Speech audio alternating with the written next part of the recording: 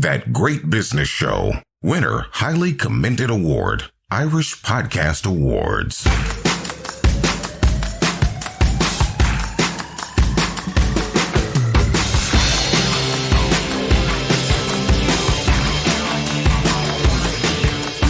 This is the third part of our Paddy Meade trilogy here on That Great Business Show, episode 197. If you have listened to the first two parts, you will know that Paddy rose to the very heights of international auctioneering, ending up as deputy chair at Bonham's, the global auctioneering powerhouse. On episode 196, I was searching for the secret of success at auctions, trying to extract the secrets of the sale rooms out of Paddy, and he kind of cracked a little bit, but listen back to it anyway. And he's back for more, though, on this final part here on episode 197. Paddy is going to reveal some of the great hits and misses, we are, warts and all, during his long and successful career wielding that auctioneer's gavel. In business, controlling costs is essential. That includes your business fleet's fuel costs. Maxall, a family-owned business since 1920, are big supporters of That Great Business Show. Maxall fuel cards offer tailored solutions for transport fleets of all sizes, delivering efficient fuel cost management for your business at over 700 service stations nationwide. The Maxall dedicated fuel card team wants to hear from you at maxall.ie/fuel cards. Paddy Meade, welcome back to part 3 of your own collection on That Great Business Show. Thank you, Connell. Great to be here. Let's talk about the losses.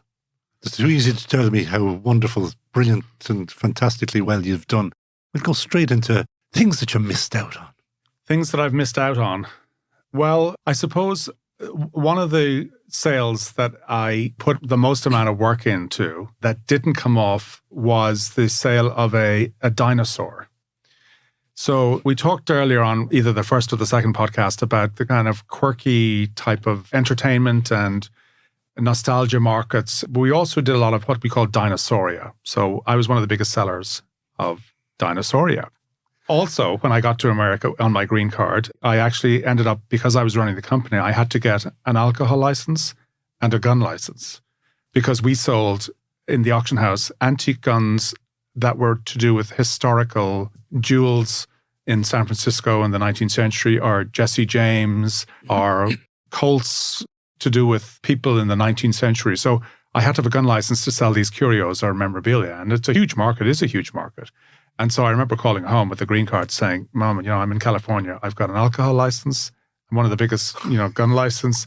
And I sell dinosaurs. And they were impressed, were they? And you got to love America. And so one of the areas that I put an awful lot of work into with my colleagues, we had decided to take this dinosaur that we were being offered to sell to Vegas.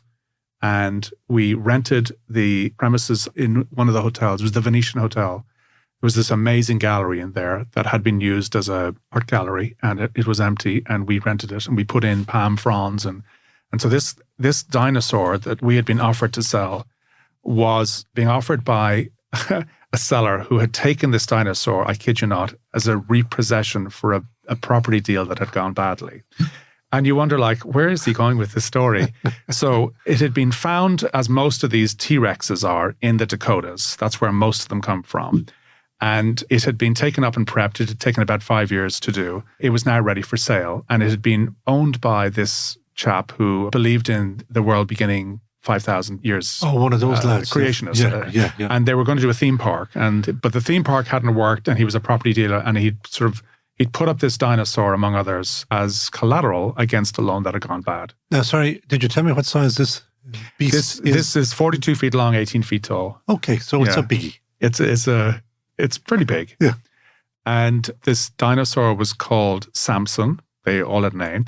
And the quirky thing about, I'm giving you a very long answer to a very short question. The thing about dinosaurs is that there's no extinct, the full dinosaur. So you have to work out how much is original and how much has to be replaced. And so what they do is there's a whole market in going to the other people who have dinosaurs and trading for vertebrae. And so it took 5 years as you do. And so there was there was one called Stan, which was owned by the Black Hills Institute, which I'll talk about more because that sold last year for a huge sum. And But they don't make them anymore, isn't that true? They certainly don't make them anymore. They're only 66 million years old. So, and how was the creationist able to reconcile 6,000 years and 66 million years old? Well, because it's not. It's 5,000 years old. That's how old it is. Anyway, that's for anybody else to believe. That's not the reason. But I was called in because we had successfully sold a dinosauria, I was called in by this guy from Atlanta, and he said, I sell real estate and I can sell real estate to anybody, but I can't sell dinosaurs. You guys sell dinosaurs. I want you to sell this for me. So anyway, what happened was we put it up for auction and it didn't sell. So that was there a bid? There was a bid, but it didn't reach the reserve and the minimum. So it does have a silver lining, though, because ultimately I did do a deal on this dinosaur. But I mean, when you're up there on the rostrum or the podium, the amount of hype that you've put into something like this, and we have built an entire sale around this, and I'm looking for millions for this. So anyway, there had been an auction. Sorry, continue with that, because I'm fascinated, because you are naked, basically, aren't you? You're standing up there. Everybody's looking at you. Yeah. And how long is the period? Is it minutes? Which would probably feel like hours. It's minutes. It's minutes. Yeah. Because they do seem to really move them very quickly. Well, when you're putting a sale together, you have peaks and troughs. You make sure that you lay out your sale in a way that you don't put all your good stuff at the front or good stuff at the back. So you build it, and there is a methodology to putting a sale together. Again, it has to reach a crescendo. And so this lot is placed so that you have lead ups. You make sure the lots before and after it sell, in that you put things that are sure sells and things. You don't want things that are complex because you're getting your phones together. But anyway. And have you not already sussed out the market to find out? We have, but I mean, the market for dinosaurs? No, but you would have known that Joe Smith is going to bid 2 million and Jack Smith will pay 4 million. Well, we had sold a lot of dinosaurs, whether you agree that anybody should be selling them at all. And when I say dinosaur, we sold a lot of minerals and specimens and associated things from natural history. They were called natural history sales, but the real money was in dinosauria. And in as much as anybody can own a dinosaur, you'd often be selling a head, and you wouldn't be selling. I mean, the big prices are for T-Rex. That's what people want. But the velociraptors and obviously fossils and things like that, and meteorites, there's a market for all of this. But one called Sue, a dinosaur called Sue, had sold for 12 million from the Field Museum, and Sotheby's had sold it. So we had a benchmark of a dinosaur. So again, you have to work out what portion of that was, was it a 55, 60% complete? Again, how much of the head is complete? All this analysis goes into it. Anyway, we didn't sell it. But what happened was, after the sale, I got an offer. And so I had to go back to the gentleman who owned it, and I had to negotiate the sale price, and I had to negotiate my fee. So having had a situation where I didn't get the result on the night, the silver lining was that I ultimately got to sell it. And I sold it for millions. Millions. But how many millions? Or can you tell me? I can't tell you. Yeah. But what in negotiating the sale afterwards, the gentleman who was selling it said to me, he said, "You're such a tough negotiator that you should be in real estate," which I took as a compliment, because we got a really good fee out of it. Well, good for you. You got your good fee. So what else have you sold that surprised you or shocked you, or did your jaw ever drop? Well, I had this red copper Chinese dish that came to us when I was working in Bonhams in San Francisco. An appraiser or valuer had gone out to this house. They had been serving cracked crab during crab season and on this dish. And she came back and said, I've got a hunch that this has got some value. The family had sent a photograph off to another auction house who had said that it was worth nothing much, a few thousand. We had been in there back in the 70s, the auction house had, and we had sort of put a value on this piece as being a Chinese red copper dish, no date, with fruit. So we'd actually appraised the fruit as well, apparently. God knows what that was worth now, 30 years later. Are you talking about the bananas or the whatever was in it? Well, I just was sort of floored that one would add the fruit to the valuation, but there you go. Times have changed. So she came to me and said, look, I think this has got value. I have a hunch. And she was she was a specialist in Chinese art, in particular in porcelains. And this was a big red dish, and red is a really difficult color to deal with. And based on the weight of it and the size of it, it looked like it was an early Ming dish. Sorry, you say red is a difficult color to deal with? Yeah, it's a very difficult. What does that mean? In terms of the actual firing, to keep the color. So you get a lot of blues. I thought it was when you're trying to sell. No, the color of the dish is red. Yeah. It's like a manganese. Yeah, no, that's in the production was very the production. difficult. Yeah, not the selling. It's a red colored Chinese dish. And red, of course, is a very prestigious or a very, very positive. Well, it's difficult. And I think that, stylistically, from the decoration, from the weight, from the kind of firing, from the kind of clay consistency, the hard paste and the kaolin that they use, the Chinese, the reason that you can put a Chinese underglazed blue dish at the bottom of the ocean for 500 years and take it up, it's exactly the same. It's to do with the glazing at that temperature that is literally, the same as it was. And so she said, look, we're going to have to take this to London to have it looked at. There are two people, one in the British Museum, one as a dealer, but also an expert. They need to look at it. And if they say that it's right, then it's right. And so I said, well, what do you need? She said, I need a business class ticket to go to London. So I said, fine, okay, that's great. You can put the dish in the hold and you can take it with you. And she came back to me a day later and said, it's too big for the hold. I said, what are you asking me? She said, I need you to buy the dish a seat in business class. I said, okay, this better be right. She said, look, the owners have said if I get an offer of 500,000, I should take it. And we'll earn a good commission on that. So it'll paid for 2 seats. It'll pay for 2 seats. So anyway, she gets there, she shows it to the museum, she shows it to the dealer, and he immediately makes an offer of 1 million on it. So we know it's right. We go back to their clients and say, what do you want to do? They say, we'll have a family conflab. They come back and they say, our grandmother who had bought it in Shanghai after their house had burnt in San Francisco, I think maybe post the 1906 earthquake, she had gone to China and had bought the house full of Chinese furniture and this dish. They said that she would have liked to take a gamble, so they decided to leave it in the sale. And she had money. She had money at the time. Yeah. The family, and it's in the public record, they were the people who started the Pony Express, and that's why I can say their name. Anyway, so the auction came on auction day. I get up there, I start the bidding. I have a minimum of 800,000 or reserve. We've talked a little bit about reserves and minimums, and so I can't sell it below that. So I start the bidding and I have bidders, but it all stops at 750. So I haven't reached the reserve, and the phones are waiting. The people in the room, there's a room full of people, and I have lots of other good things in the sale, but this is the top lot, and it all goes quiet. And I think, seconds turn to minutes. And anyway, next thing somebody bids and I get to 800,000. So at least I know it's going to sell. But nobody else is bidding. It's torture. Next thing somebody else bids and then it takes off. And then it goes 800, 1 million, 1.5, 2 million, 2.5, 3 million, 3.5. And it ends up at 3.8 million. And it turns out the buyer is the guy who offered 1 million.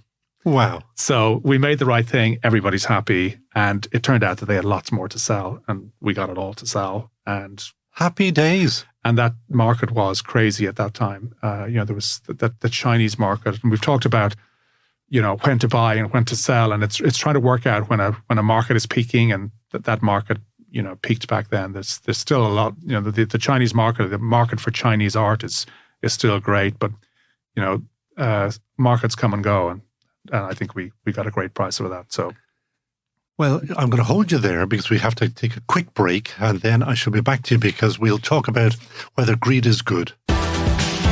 Maxall, a family-owned business since 1920, launched Homegrown at Maxall to support local growing businesses by distributing their product across the Maxall network in the Republic of Ireland. In partnership with Champion Green, Maxall invites local SMEs and startups in the food and drink sector to enter year 2 of the Homegrown at Maxall programme. Listen back to previous winners on episode 153 of That Great Business Show, and for more details, see maxall.ie/homegrown. De facto, the revolutionary shaving oil, changing the face of shaving. For the smoothest shave of your life, just add water. No more lathering up or cleaning up afterward. Just add a few drops of water and you're ready to go. De facto's blend of all natural oils hydrates and protects your skin. Perfect for all skin types and lasts so much longer than traditional foams or gels. De facto, a shaving revolution. Just add water. Available from selected pharmacies and from defactoshave.com. That Great Business Show. Winner, highly commended award. Irish Podcast Awards. And I am here with Paddy Meade, part 3 of the Paddy Meade interview. And Paddy, once upon a time, was the deputy chair of Bonhams, and he is in business still, but he knows a vast amount about buying, selling, and auctions. Paddy, greed, good, yes, no. In other words, it's an impossible question maybe to answer is, when do you sell? I mean, everybody wants that extra few quid, or if it's at $1 million, $1.5 million sounds nicer, 2 million even better. You know, I've had very unusual situations with both sellers and buyers. I had a situation with a seller who was selling a piece of Hollywood memorabilia with me. It was the lion's costume from The Wizard of Oz. Pretty important. That is pretty important, all right, yeah. So before are you allowed to, sorry, you've now got me going, is that... are you allowed to go around, touch it and feel it and have a good look at it? And, you know. Yes, anybody who comes to the auction can touch and feel, and that's what you do. Auctions are not museums. Yeah, but it's important as well. It can damage it. Anyway, sorry, I've gone down, not a rabbit hole, a lion cage or something. With a lot of items that are really expensive, when you're doing the catalogues, creating the catalogues, you don't put the estimate in on that lot. You'll say estimate on request. And you'll see that on the very high-priced things. And especially on items or pieces of art where there's a certain movement between the 3 weeks before the auction when the catalogue comes out. So if an auction house really isn't aware of where the market is, they'll put estimate on request. But it allows you to kind of have a floating reserve or minimum. So up until the sale, nobody really knows. So we've got people who are interested in that, but they want to know. And so what you have to do is when people call in and they register, you give them a guide price. So you're giving them a guide. But it's all very sort of floating. And wide, I presume, 1 to 5 million, or not quite that wide, but you'd say several million, or we're still working on on nailing down the reserve. So ultimately, you have to have a reserve. You have to have a minimum when the auctioneer is up there, when I'm up there, but I couldn't get him to agree a reserve. The best I could get out of him was, I'm going to be in the back of the room, and as the bidding goes, once you've got to a price. I'll let you know if I have, a genuine bidder. And, once I get there, if I get there, I'll look to you and you need to let me know whether it's for sale or not. And if it's not for sale, I'll just, I'll keep on going until I reach it. So anyway, what happened was this item had been up before and I think it hadn't sold for 2 million, but he wanted 5 million. So I thought, this is never going to fly. And my head of the department said, trust me, I feel good about this. I feel we've marketed right. I feel the moment is right. So anyway, we had 2 bidders on the phone, and I got them live and I got them bidding. And so I got up to 2.5 million and I looked at him at the back of the room and he nodded his head no. So I go, and you make an announcement in the auctions in New York where you say, I can bid on behalf of the seller up to the amount of the reserve, either by placing consecutive bids or by placing bids in response to other bidders. And what that means is I am bidding up to the reserve. This is not a shield. This is not a chandelier. I'm telling you that the owner of this has told me that I can bid up to the reserve, and I'm letting you know that I'm going to be doing that. Once the reserve is reached, it's for sale. And so the owner is just backing his own product or his own. Well, no, most of the times you execute the reserve for the client, but sometimes they'll say rarely they will say that I want to basically let you know, I want to let you know from the room when the reserve is reached. So. In this case, he just was saying, I'm not prepared to let it go until it reaches a price that I'm happy to get. So, and everybody knows, the people on the phones know what's happening. It's all very upfront. But, so anyway, I go 2.8. So the person on the phone goes, yes, I'm bidding 3 million. So I go 3 million, as in I have 3 million for this costume. Come on. Mm-hmm. And he looks at me, he goes, no. So I'm going, this is crazy. So anyway, I eventually I get to, I think it's 3.8 million on the phone. And I say to him, are we selling the lion's costume from The Wizard of Oz? And he just nodded at me and said yes. And so I sold it. Yeah. But hammer goes down. Hammer goes down. And your adrenaline levels go down as well, I presume. Probably the weirdest sale that it was one of the earliest ones where, and the reason I remembered it was we were selling Muhamad Ali's robe from the Rumble in the Jungle in Kinshasa against Joe Foreman. A fight that had been put off a few times and that he was expected to lose. He was coming out of retirement. He hadn't won. Joe Foreman was going to annihilate him.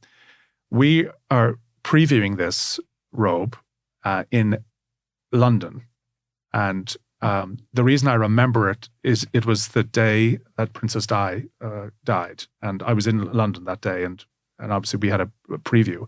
But this man came in that morning and he said, if this is the robe, I and my colleague, Mr. Fish, made this robe. And if it's the right robe, we'd sewed into the hem an astrological chart that said that Ali would win this fight. And we were like, get out of here. So sure enough, we started to pull the stitching away. And there was a handkerchief that had been tied up and actually sewn into the hem of the robe. And sure enough, astrological chart, Ali. It got the round that he won in wrong, but it said that Ali was going to win. That's some story. You heard it here first. Is that commonly known? Yeah, well, actually, if you look up the lot, I think it was in the early 1994 in Christie's, there's an addendum to the catalogue that says additional information has been discovered, and we sold that for, I think at the time, $156,000 for that. Okay. The other one we sold was John Travolta's suit from the Saturday Night Fever. Oh yeah. Did you try it on? I think even when I was born, it probably wouldn't have fit. Yes, for those that can't see, I'm a big guy. Yeah, so I mean, it is unbelievably small. I mean, the waist on that is tiny. But it was owned, and I can say this because it was in the public domain. It was owned by Gene Siskel of Siskel and Ebert. He bought it at a charity auction in 1997 or 98, just after the movie came out, for I think $1,000. Oh, wow. We sold it for $100,000. I think it's changed hands again. So memorabilia, can, if you hit it right, it can really, really. But it's getting it right. Well, there are lots of things. The whole appraising or valuing. I mean, we've done lots of, because I was in California, we worked on a lot of major estates and major collections. And, unfortunately, I can't tell you the names of these people, but of course you can. They're all household names. That's what we want. And the quirky thing about valuing, valuations are for estate tax, they're willing buyer, willing seller, for insurance purposes, for sale. What do you mean willing buyer, willing seller? So you're trying to work out to put a value on something or to put a price on something when you have kind of, there isn't a set price. An insurance value, a sale value, an estate value, a willing buyer, willing seller. So somebody says, I want to buy this, and the other says, I want to sell it. What's the price? So you have to agree a price. So the appraiser or the valuer, as we call them here in this country, has to try to work out what's this worth. We had the complexity with many of our valuations in when we had sort of famous actors or famous singers or famous musicians. They're famous for wearing a certain outfit, but if you go to their whatever house when they've passed away and there's 100 hats and 100 shirts and 100, what are they worth? And do you take, as valuers, as advisors, do you take maybe an executive decision to hold stuff back? Like if I find out that there are 100 fedoras, obviously they're not going to be the same I didn't say fedora. Well, this is not sale now. This is valuing for estate tax purposes. Oh, okay, all right. So, but you still have to put a value for it to be accepted as a value for estate tax purposes. And so a tax has to be paid based on a value. And so what happens is if you've got multiples of a thing, you have a thing called block discount, whereby you have to assign a value to what would happen if you put all of these on the market or into the market on the same day. Mm-hmm. And you get a discount. What's the discount? Mm-hmm. And the other thing is trying to work out when you've got somebody really famous, how do you value something? Well, it's based on it's kind of proximity to their celebrity. So the knives and forks in the kitchen of said celebrity are not going to be worth the same as the piece that he wore for the Grammys where he was doing something on the stage. and that is the only whatever piece of, clothing that he or she wore. So we did the Kiss auction, for instance. The Kiss, they were a rock band, for some of your listeners might know, and we did all their costumes, and they're Gene Simmons, and there's some pretty garish stuff. But depending on the whatever tour it was, they made more money. So people associated certain tours and certain guitars. So we had a big Kiss auction when I first went to California. Met all the band, and you could have been famous. But it's trying to work out values on these things. It's like Zsa Zsa Gabor said, that when she couldn't sell her house, she just because there were no bidders, she raised the price, and sometimes and did it work? Yeah, absolutely. Oh my good God, that's brilliant. Sometimes you got to do it. Did you ever sell? Presumably, you have sold much wine. Yes. Did you ever sell bottles of wine that were gone off? That you wouldn't have known now that they were gone off. We wouldn't have knowingly sold them, but That's we have taken back wine that turned out to be off. Is that what happens? Yeah. I was the first seller when Hong Kong lowered its duties to 0. I was the first auctioneer in there, and I did an auction, and there was so much press. It was the first time I'd ever experienced paparazzi, where I had so many cameras in my face, and I'd forgotten my gavel. So I was the auctioneer, and we had so many people who wanted to bid that we had to have all these extra rooms and lights going off so we could tell. But I ended up using a shot glass as my gavel because I had forgotten the gavel, and it worked. But we were selling. The thirst, pardon the pun, for great first growths. The 6182s, all the big names. And again, how do you know which wines to buy? You buy the big names. You buy, the 82s. You buy, but everybody does. And it's, but if you can get in early on those, even when they were expensive, they've become they've even more separated themselves. So the top lots in any field, and that's true of 82 Mouton, or it's true of 61 Petrus. It's true of Screaming Eagle, and some of the American wines, if they're from the right wineries. Top price that has been paid for a bottle of wine in your auctioneering career? Did I sell? I mean, certainly hundreds of thousands, but for a case, not for one. For a case, yeah. I'd say probably around, probably 30,000. Did sell some whiskey for around 600,000 or 700,000. Okay. Yeah. Bottle or case? It was a group of 12 bottles called House of Cards. It was Japanese whiskey. But I know that since I've left, Bonhams have sold a bottle, I believe, for over $1 million. And I think the record for a bottle of whiskey is over 2. I know you can't really answer this, can you? But that's nuts, isn't it? That's entertainment. What's a price? What's the right price? Whatever somebody will pay. Yeah. Which is, yeah. And I think some of these bottles get opened. Yeah.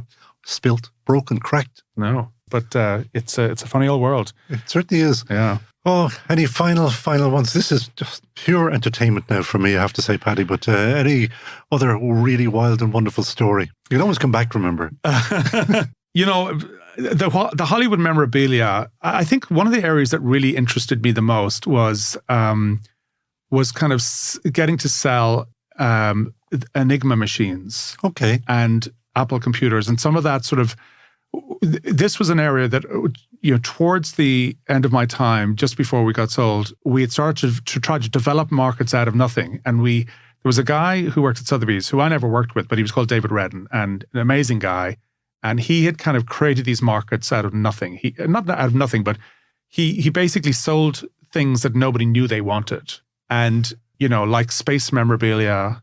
And so that start of selling, things that had been on the moon.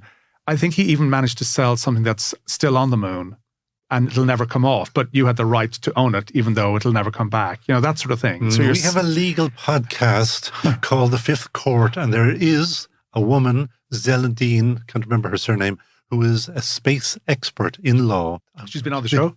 On the legal podcast called The Fifth Court. Okay. Fascinating. And it's well worth, I think it's episode 64. I'll definitely check her out. But anyway, she'll tell you whether you're allowed to buy or sell stuff on the moon. But I sold a lot of Alan Turing material. We sold some manuscripts by him, the Enigma machines, the M3, the M4s. and these instruction manuals that actually are made of paper that dissolves if the U-boat gets captured. Okay. And, but some of them actually got discovered. So they're worth a lot because they survived. And so that was an area that I really, really found amazing, besides the dinosauria and obviously the art. But the auction world is it's a never-ending dinner party conversation. And we will, on that note, have you back. Because the final question, as always, who on this occasion would you hire in a heartbeat? I would hire a woman called Cassandra Hatton. And she was a sort of a prodigy who I hired initially out of California. She came on board. She had a degree in music. She was a maths prodigy. And she was the person who started these markets and on Alan Turing on apples. And she created markets where we didn't know they exist. But I lost her to Sotheby's, where she still is. And she took over from this chap, David Redden, and she's gone from strength to strength with these sales. And as you learned I'd have her back in a heartbeat. As you learned from auctioneering, there's a price for everything. I'm sure you can buy her back. Okay. I wish Paddy well. Meade, the Paddy Meade Triptych, thank you so much. That was just, well, for me, pure entertainment. Thank you so much. It's all go, like Cursey Gno on thatgreatbusinessshow.com. That Great Business Show. De facto, the revolutionary shaving oil, changing the face of shaving. For the smoothest shave of your life, just add water. No more lathering up or cleaning up afterward. Just add a few drops of water and you're ready to go. De facto's blend of all natural oils hydrates and protects your skin. Perfect for all skin types and lasts so much longer than traditional foams or gels. De facto, a shaving revolution. Just add water. Available from selected pharmacies and from defactoshave.com. And that was episode 197 of That Great Business Show. As always, great business insights. If you don't agree with me about the insights, you've just had some incredible insights and inspiration, I hope. Sign up for email updates and we will send you your own personal copy of this and other podcasts at thatgreatbusinessshow.com. Share, like, and give us 5-star reviews. They all help. Do advertise with us on That Great Business Show to engage with our incredible audience of entrepreneurs, businesses, and investors. And we record at the Dublin South Podcast Studios, where today's studio engineer is our own dinosaur, Lee Brennan. Later, the dynamic duo of studio manager Peter Rice and post-production engineer Neil Horner ensure we remain the world's best-sounding business podcast. So from me, Conal O'Moran, buchas to you all, agus slán tamil.